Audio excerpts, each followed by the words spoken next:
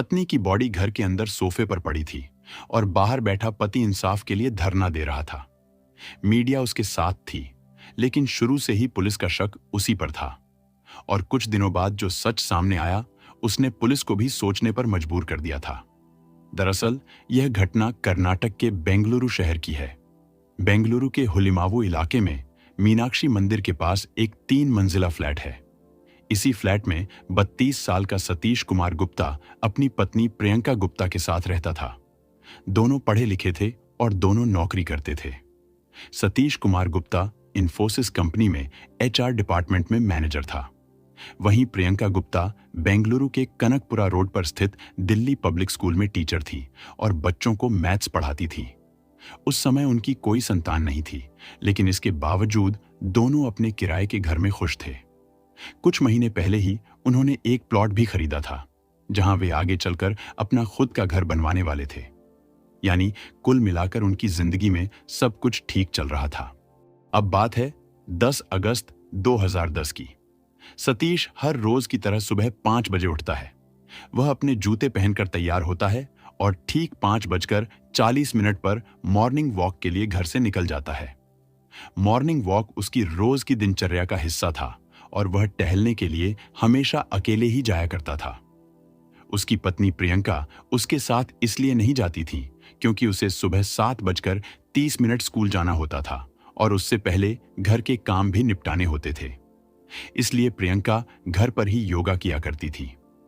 10 अगस्त की उस सुबह भी जब सतीश टहलने के लिए घर से निकला, प्रियंका घर के अंदर ही योगा कर रही थी। यानी हर दिन की तरह उस दिन भी सब कुछ बिल्कुल सामान्य और ठीक चल रहा था। लेकिन अभी सुबह के 6 ही बजे थे और सतीश उस समय टहल ही रहा था। तभी उसकी पत्नी प्रियंका का फोन आता है। प्रियंका उसे बताती है कि घर के बाहर 2 रद्दी वाले खड़े हैं और वे रद्दी मांग रहे हैं। यह बात सुनकर सतीश को थोड़ा अजीब लगा, क्योंकि इतनी सुबह आमतौर पर कोई रद्दी वाला नहीं आता। अभी तो 7 भी नहीं बजे थे और न ही दुकानें खुली थीं। ऐसे में इतनी सुबह रद्दी वाले कहां से आ गए थे, यह सवाल उसे परेशान करने लगा। इसीलिए सतीश ने फोन पर ही प्रियंका से कहा कि वह अभी दरवाजा न खोले और वह खुद घर वापस आ रहा है। इसके बाद सुबह करीब 6:40 सतीश मॉर्निंग वॉक से घर लौटता है और डोरबेल बजाता है, लेकिन प्रियंका दरवाजा नहीं खोलती। वह एक बार फिर जोर से दरवाजा खटखटाता है, फिर भी दरवाजा नहीं खुलता। इसके बाद सतीश अपनी पत्नी प्रियंका को फोन करता है, लेकिन प्रियंका फोन भी नहीं उठाती।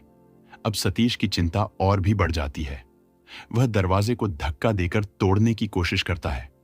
उसे लगता है कि दरवाजा अंदर से लॉक है, यानी प्रियंका घर के अंदर ही है, लेकिन फिर वह दरवाजा क्यों नहीं खोल रही थी? हालांकि उस दरवाजे का लॉक ऐसा था जो अंदर और बाहर दोनों तरफ से खुल सकता था। तभी सतीश को याद आता है कि इस दरवाजे की दूसरी चाबी उसने अपने ऑफिस के दराज में रखी हुई है। क्योंकि दोनों पति पत्नी नौकरी करते थे, उनका ज्यादातर समय बाहर ही गुजरता था। इसी वजह से वे दोनों घर की एक एक चाबी अपने पास रखते थे, ताकि उनमें से कोई भी किसी भी समय घर के अंदर आ सके। लेकिन कल वह चाबी ऑफिस में ही भूल आया था। हालांकि सतीश का इन्फोसिस कंपनी वाला ऑफिस घर से ज्यादा दूर नहीं था, इसलिए सतीश बिना कपड़े बदले उसी हालत में तुरंत वहां के लिए निकल गया और जल्द ही दूसरी चाबी लेकर वापस आ गया। इसके बाद उसने घर का लॉक खोला और जैसे ही घर के अंदर दाखिल हुआ, अंदर का नजारा देखकर उसके होश उड़ गए। सतीश ने देखा कि सामने लिविंग रूम में प्रियंका एक चेयर पर बैठी हुई है।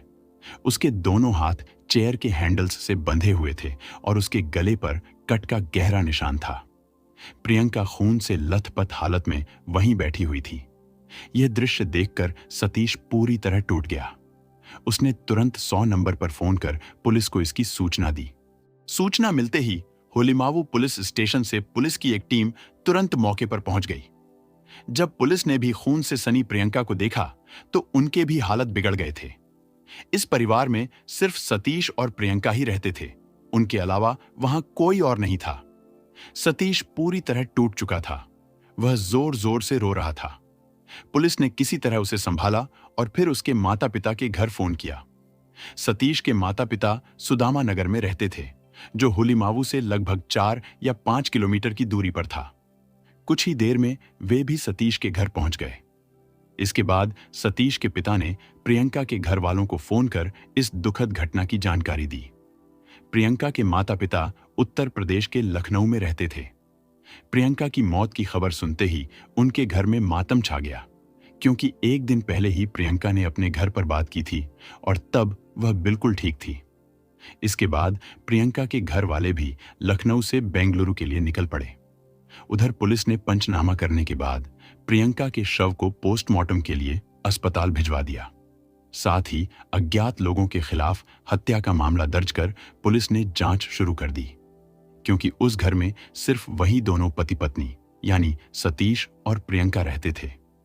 प्रियंका की हत्या हो चुकी थी और सतीश रो रो कर बिल्कुल टूट चुका था। पुलिस ने उससे थोड़ी पूछताछ करने की कोशिश की, लेकिन उस समय सतीश ऐसी हालत में नहीं था कि ठीक से कुछ बता सके। फिर भी उसने जैसे तैसे करके सुबह से लेकर अब तक जो कुछ हुआ था वह सब पुलिस को बता दिया। रद्दी वालों की बात सामने आते ही पुलिस ने घर की तलाशी शुरू कर दी। सतीश भी पुलिस के साथ ही था। उसने पुलिस को बताया कि उसकी अलमारी में करीब 5 लाख रुपए रखे हुए थे।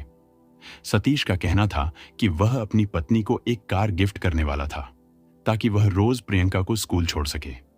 लेकिन जब अलमारी खोली गई तो उसमें रखे सारे पैसे गायब थे। इतना ही नहीं, अलमारी में रखे शादी के गहने भी नहीं थे। इससे ऐसा लगने लगा कि यह मामला लूटपाट का हो सकता है।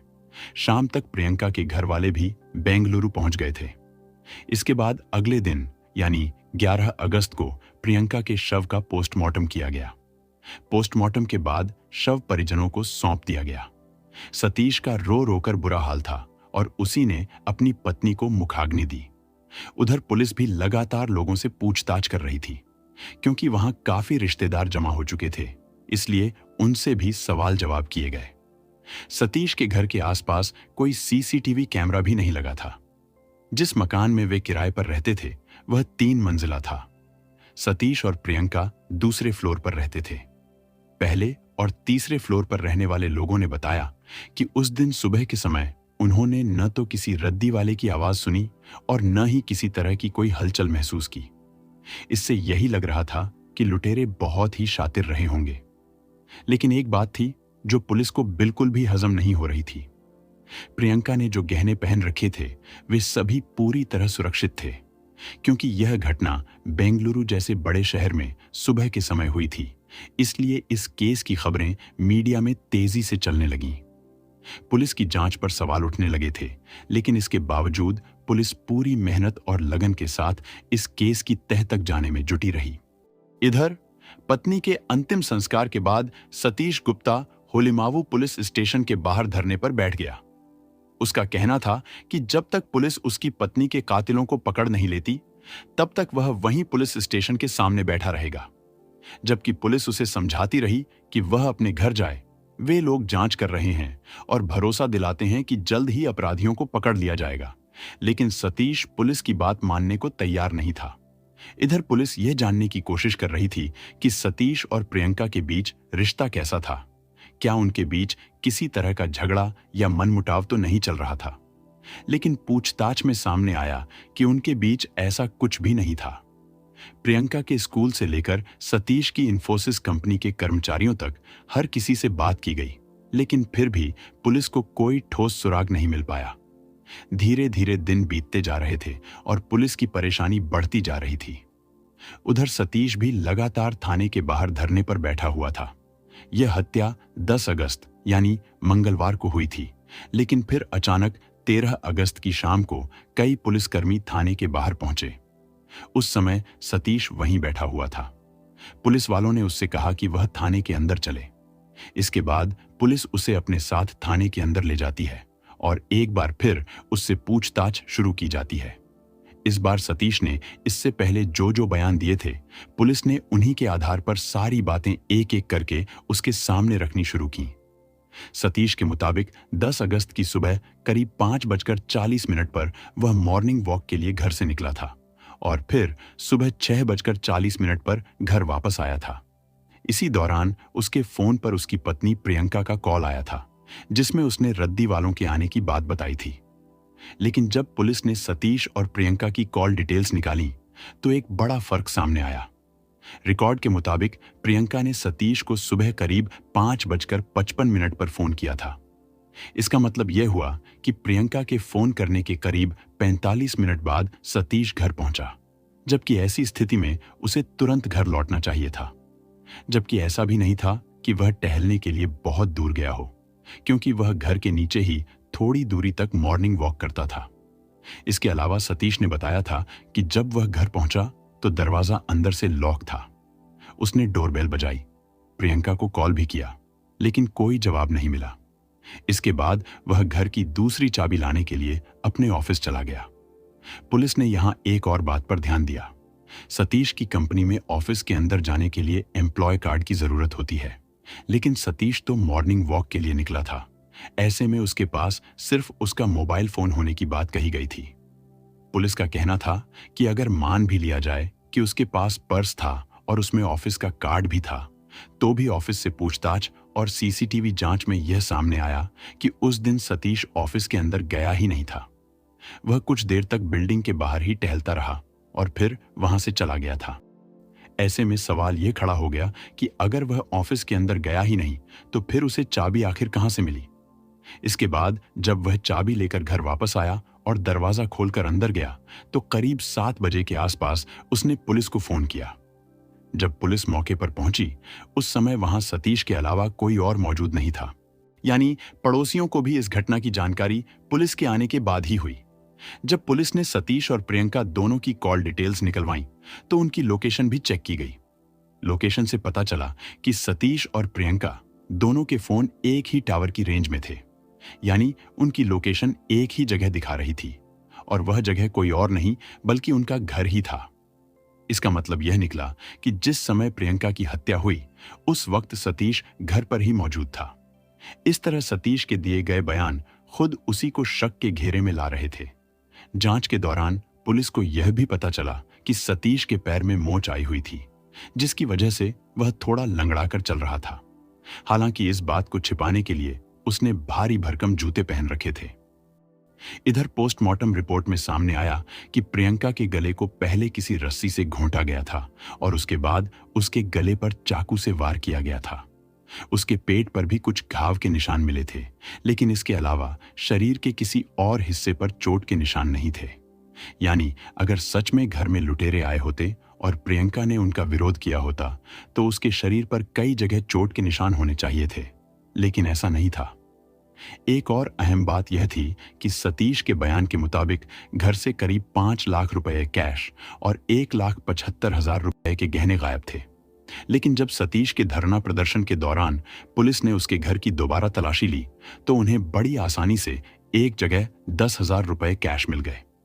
अब सवाल यह उठता है कि जब ये पैसे इतनी आसानी से मिल गए थे तो लुटेरों ने इन्हें क्यों छोड़ दिया। इसके अलावा जब प्रियंका का शव अस्पताल पहुंचाया गया उस वक्त प्रियंका के कानों की सोने की बालियां, उंगली में अंगूठी और गले में मंगलसूत्र जैसे कीमती गहने पूरी तरह सुरक्षित थे। अगर लुटेरे घर से पैसे और गहने लूट कर ले गए थे तो फिर प्रियंका के पहने हुए ये गहने और वह 10,000 रुपए क्यों नहीं ले गए। इन सभी बातों से पुलिस का शक सीधा सतीश पर ही जा रहा था और जब पुलिस ने थाने में ये सारी बातें सतीश के सामने रखीं और उससे सख्ती से पूछताछ की तो वह ज्यादा देर तक खुद को संभाल नहीं पाया। वह टूट गया और उसने अपना जुर्म कबूल कर लिया। सतीश ने स्वीकार किया कि प्रियंका का कत्ल उसी ने किया था। लेकिन अब सबसे बड़ा सवाल यह था कि जो सतीश अपने परिवार के साथ इतना खुश दिखाई देता था, उसने आखिर अपनी पत्नी की हत्या क्यों की। सतीश ने जो कहानी पुलिस को बताई वह हैरान कर देने वाली थी। हालांकि बाद में जब मामले की ओर गहराई से जांच की गई और प्रियंका के पक्ष में जो बातें सामने आईं वे रूह कंपा देने वाली थीं। पहले हम सतीश के मुताबिक कहानी बताएंगे, उसके बाद यह बताएंगे कि असल में क्या हुआ था। ध्यान से सुनिए और आखिर में आप खुद तय कीजिए कि इस पूरे मामले में असली गलती किसकी थी। दरअसल सतीश गुप्ता और प्रियंका की शादी साल 2007 में हुई थी। पूछताछ के दौरान सतीश ने पुलिस को बताया कि उनकी शादी अरेंज मैरिज थी, लेकिन दोनों की रजामंदी से हुई थी। सतीश और प्रियंका दोनों ही मूल रूप से उत्तर प्रदेश के लखनऊ के रहने वाले थे, लेकिन सतीश का परिवार नौकरी और बिजनेस की वजह से बेंगलुरु में सेटल हो गया था। सतीश के मुताबिक शादी के कुछ समय बाद ही उनके घर में झगड़े शुरू हो गए थे। उसका कहना था कि शादी के बाद प्रियंका उसे उसके माता-पिता से दूर करने लगी थी। सतीश ने यह भी बताया कि प्रियंका घर में सिर्फ अपने काम से काम रखती थी और किसी से ज्यादा बातचीत नहीं करती थी। शादी के करीब 2 साल बाद प्रियंका ने सतीश से साफ कह दिया कि अब वह उसके माता-पिता के साथ उसी घर में नहीं रहना चाहती। उसने कहा कि दोनों कहीं और अलग जाकर रहें। सतीश इसके लिए तैयार नहीं था, लेकिन जब उसने अपने माता-पिता से बात की तो उन्होंने कहा कि जैसा बहू चाहती है वैसा ही करो। मजबूरी में सतीश को अपना घर छोड़ना पड़ा और दोनों हुलिमावू इलाके में किराए के घर में रहने लगे। कभी कभी सतीश अपने माता पिता से मिलने सुदामा नगर जाया करता था, लेकिन कुछ समय बाद प्रियंका ने उसे वहां जाने से भी मना कर दिया। इसी दौरान सतीश के पिता के बिजनेस में नुकसान हो गया और बिजनेस को दोबारा खड़ा करने के लिए उन्हें पैसों की जरूरत थी। सतीश मदद करना चाहता था, लेकिन प्रियंका ने उसे अपने माता पिता को पैसे देने से भी रोक दिया। ये सारी बातें सतीश को अंदर ही अंदर परेशान कर रही थीं। उसके मन में प्रियंका के लिए नफरत बढ़ती जा रही थी, क्योंकि प्रियंका खुद तो रोज अपने माता पिता से बात करती थी, लेकिन सतीश को अपने माता पिता से बात तक नहीं करने देती थी। इन्हीं हालातों के बीच साल 2010 में अप्रैल महीने के आसपास सतीश और प्रियंका ने अपना खुद का घर बनाने के लिए एक जमीन खरीदी। जब उस जमीन का भूमि पूजन हुआ तो उस दिन दोनों बहुत खुश थे। उस कार्यक्रम में प्रियंका के परिवार वाले, दोस्त और रिश्तेदार सभी मौजूद थे। लेकिन जब सतीश के माता पिता वहां पहुंचे तो प्रियंका ने उन्हें जमीन की बाउंड्री पर ही रोक दिया और साफ कह दिया कि यह जमीन सिर्फ उसकी और उसके पति की है। इसमें सतीश के माता पिता का कोई हक नहीं है और उन्हें वहां से चले जाना चाहिए। यह सुनकर सतीश के माता पिता चुपचाप वहां से चले गए। इस दौरान सतीश पूजा के कामों में व्यस्त था, इसलिए उसे उस वक्त इन बातों की जानकारी नहीं मिल पाई। लेकिन पूजा खत्म होने के बाद जब जान पहचान वालों से उसे यह सब पता चला तो सतीश को गहरा सदमा लगा। उसी दिन उसने अपने मन में यह फैसला कर लिया कि अब वह प्रियंका को नहीं छोड़ेगा। इसके बाद उसी दिन से सतीश ने प्रियंका को रास्ते से हटाने की प्लानिंग शुरू कर दी। उसने करीब 3 महीनों तक पूरी तैयारी की। इस प्लान के तहत वह प्रियंका के साथ प्यार से रहने लगा, उसका अच्छे से ध्यान रखने लगा और उसकी देखभाल करने लगा।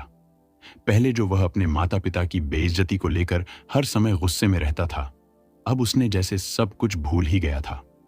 बाहर से देखने वालों को यही लगने लगा कि सतीश और प्रियंका ने एक नई जिंदगी की शुरुआत कर ली है। लोगों को लगने लगा कि जब से उन्होंने नया प्लॉट खरीदा है तब से उनके रिश्ते और भी बेहतर हो गए हैं। इसी दौरान प्रियंका अचानक आर्थराइटिस की बीमारी से पीड़ित हो गई। इलाज के लिए उसकी मां उसे केरल ले गई, जहां आयुर्वेदिक उपचार से उसका इलाज शुरू किया गया। इसी वजह से प्रियंका करीब 1.5 महीने तक केरल में ही रही। उधर सतीश रोज प्रियंका को फोन करता था। इतना ही नहीं, 2-3 बार वह उससे मिलने केरल भी गया। पूछताछ में सतीश ने पुलिस को बताया कि वह यह सब जानबूझकर कर रहा था, ताकि जब वह प्रियंका की हत्या करे तो किसी को भी उस पर शक न हो। इलाज के बाद जब प्रियंका वापस घर आई तो अगस्त के शुरुआती हफ्ते में सतीश उसके लिए एक गिफ्ट लेकर आया। उसने प्रियंका से कहा कि वह उसके लिए एक सरप्राइज गिफ्ट लाया है। इसके बाद सतीश ने प्रियंका की आंखों पर पट्टी बांधी और उसे लिविंग रूम में ले गया। वहां उसने प्रियंका को सोफे की कुर्सी पर बैठा दिया। फिर उसने उसकी आंखों से पट्टी हटाई। सामने की दीवार पर सतीश ने अपनी और प्रियंका की एक बड़ी सी तस्वीर लगा रखी थी। यह देखकर प्रियंका बहुत खुश हो गई। इसी तरह सतीश अपनी पत्नी को गिफ्ट देता रहा। 10 अगस्त तक वह 2 बार इसी तरह प्रियंका को गिफ्ट दे चुका था। इसके बाद 10 अगस्त 2010 की सुबह सतीश उठा और उसने प्रियंका को भी जगा दिया, क्योंकि आज के दिन भी वह उसके लिए एक गिफ्ट लेकर आया था, जिसे लेकर प्रियंका काफी एक्साइटेड थी। इसके बाद सतीश ने फिर से प्रियंका की आंखों पर पट्टी बांधी और उसे ले जाकर सोफे की कुर्सी पर बैठा दिया। सतीश ने प्रियंका से कहा कि आज का गिफ्ट वह अपने हाथों से पहनाएगा, लेकिन प्रियंका उसे छुएगी नहीं। प्रियंका ने हामी भर दी। सतीश ने उससे कहा कि उसे उस पर पूरा भरोसा नहीं है, क्योंकि अगर उसने गिफ्ट को छू लिया तो सरप्राइज खराब हो जाएगा। इस पर प्रियंका ने हंसते हुए कहा कि फिर एक काम करो, तुम मेरे हाथ बांध दो। सतीश तो यही चाहता था। उसने पहले से ही सारी तैयारी कर रखी थी। सतीश ने नायलॉन की रस्सी से प्रियंका के दोनों हाथ कुर्सी के हैंडल्स से बांध दिए। इसके बाद सतीश ने प्रियंका के गले में कुछ पहनाया। प्रियंका ने कहा कि वह समझ गई है कि वह उसके लिए कोई हार लेकर आया है। प्रियंका को लगा कि यह हीरे का हार है, लेकिन हकीकत में वह हार नहीं, बल्कि नायलॉन की रस्सी का फंदा था। इसके बाद सतीश ने वह फंदा उसके गले में डालकर जोर से कस दिया। हाथ पैर बंधे होने की वजह से प्रियंका कोई विरोध नहीं कर पाई और कुछ ही देर में उसकी सांसें थम गईं। यह पूरा काम सतीश ने दस्ताने पहनकर किया था, ताकि कहीं भी उसके फिंगरप्रिंट्स न मिल सकें। गला घोंटने के बाद भी सतीश को लगा कि शायद प्रियंका बेहोश हुई है, मरी नहीं है। इसलिए उसने प्रियंका का गला चाकू से भी रेत दिया। इसके बाद उसने सारे सबूत मिटा दिए। फिर उसने अपनी पत्नी के फोन से अपने ही फोन पर कॉल किया। इसके बाद वह अपना और अपनी पत्नी का फोन लेकर मॉर्निंग वॉक के लिए घर से बाहर निकल गया। लेकिन अब सबसे बड़ा सवाल यह था कि क्या प्रियंका सच में ऐसी ही थी जैसा सतीश बता रहा था? क्योंकि अब अपना पक्ष रखने के लिए प्रियंका इस दुनिया में नहीं थी। लेकिन यह भी मान लेना आसान नहीं था कि सारी गलती सिर्फ प्रियंका की ही थी और सतीश बिल्कुल निर्दोष था। क्योंकि अगर ऐसा होता तो सतीश उसके साथ तलाक भी ले सकता था। उसे मारने की आखिर जरूरत क्यों पड़ी? इसलिए जब आगे और गहराई से छानबीन की गई और इस बारे में प्रियंका के घर वालों से बात की गई, तो उन्होंने बिल्कुल अलग ही कहानी बताई। प्रियंका के घर वालों का कहना था कि शादी के सिर्फ 2 महीने बाद ही सतीश और उसके घर वालों ने प्रियंका को परेशान करना शुरू कर दिया था। दरअसल प्रियंका शादी से पहले ही बेंगलुरु में सेटल थी और वह दिल्ली पब्लिक स्कूल में नौकरी करती थी। लेकिन शादी के बाद जब वह सतीश के घर गई तो सबसे पहला झगड़ा इसी बात को लेकर हुआ। सतीश का परिवार नहीं चाहता था कि प्रियंका नौकरी करे, जबकि प्रियंका अपनी नौकरी छोड़ना नहीं चाहती थी। जब प्रियंका ने शांति से समझाने पर भी नौकरी छोड़ने से मना कर दिया, तो परिवार ने उसे मानसिक रूप से प्रताड़ित करना शुरू कर दिया। छोटी छोटी बातों पर उसे डांटा जाता था, उस पर गुस्सा किया जाता था। यहां तक कि अगर रोटी ठीक से गोल नहीं बनती थी तो उस बात पर भी उसे उल्टा सीधा सुनाया जाता था। इतना ही नहीं, सतीश भी हमेशा अपने माता पिता का ही पक्ष लेता था। यानी एक तरफ पूरा परिवार था और दूसरी तरफ अकेली प्रियंका, जो सब कुछ चुपचाप सहती जा रही थी। प्रियंका कई बार रोते हुए अपने माता पिता को यह सब बताती थी, लेकिन उसके माता पिता उसे यही समझाते थे कि अभी नई नई शादी है, तुम्हें ससुराल में एडजस्ट करना पड़ेगा। इस तरह प्रियंका अंदर ही अंदर घुटती हुई जिंदगी जी रही थी। शादी के 2 साल बीत जाने के बाद भी हालात में कोई बदलाव नहीं आया और जब प्रियंका पूरी तरह टूट चुकी, तब उसके माता पिता ने साफ कहा कि ये लोग कभी नहीं सुधरेंगे, इसलिए बेहतर यही होगा कि तुम अपने पति के साथ कहीं और अलग रहो। इसके बाद जैसे तैसे प्रियंका ने सतीश को मनाया और जनवरी 2010 के आसपास दोनों हुलिमावु कॉलोनी में आकर रहने लगे। वहां उनकी जिंदगी कुछ हद तक ठीक चलने लगी, लेकिन सास ससुर की हरकतों ने प्रियंका का दिल पूरी तरह तोड़ दिया था। अब उसके मन में उनके लिए जरा भी हमदर्दी नहीं बची थी और वह आगे कोई रिश्ता भी नहीं रखना चाहती थी। लेकिन यहां एक सवाल उठता है, सतीश कोई बच्चा तो नहीं था। जब उसके माँ बाप ने उससे पैसे मांगे थे तो उसने सीधे उन्हें पैसे क्यों नहीं दिए? उसने यह बात प्रियंका को क्यों बताई? दरअसल असली बात कुछ और ही थी। जांच में सामने आया कि सतीश दूसरी शादी करना चाहता था। उसे कामकाजी पत्नी नहीं बल्कि एक घरेलू पत्नी चाहिए थी और इसी सोच के चलते यह पूरा मानसिक उत्पीड़न, यह सारा दबाव, सब कुछ सतीश और उसके परिवार द्वारा रचा गया एक नाटक था। पुलिस को सतीश के खिलाफ तो कई ठोस सबूत मिल चुके थे, लेकिन उसके माता पिता के खिलाफ कोई पुख्ता सबूत नहीं मिला। इसी वजह से पुलिस ने केवल सतीश के खिलाफ ही चार्जशीट दाखिल की। इसके बाद यह मामला कोर्ट में चला और आखिरकार घटना के 7 साल बाद यानी 28 जुलाई 2017 को कोर्ट ने सतीश गुप्ता को अपनी पत्नी प्रियंका अग्रवाल की हत्या और सबूतों से छेड़छाड़ करने का दोषी मानते हुए उम्र कैद की सजा सुनाई। इसके साथ ही उस पर 2,25,000 रुपए का जुर्माना भी लगाया गया। बाद में यह केस हाई कोर्ट तक पहुंचा, लेकिन हाई कोर्ट ने भी सतीश की सजा को बरकरार रखा। सजा के बाद जैसे जेल में हर कैदी को कोई न कोई काम दिया जाता है, वैसे ही सतीश को भी कैदियों को पढ़ाने का काम सौंपा गया। जो भी कैदी पढ़ना चाहते थे, सतीश उन्हें पढ़ाता था। उसकी वजह से कई कैदियों को डिग्रियां भी मिली।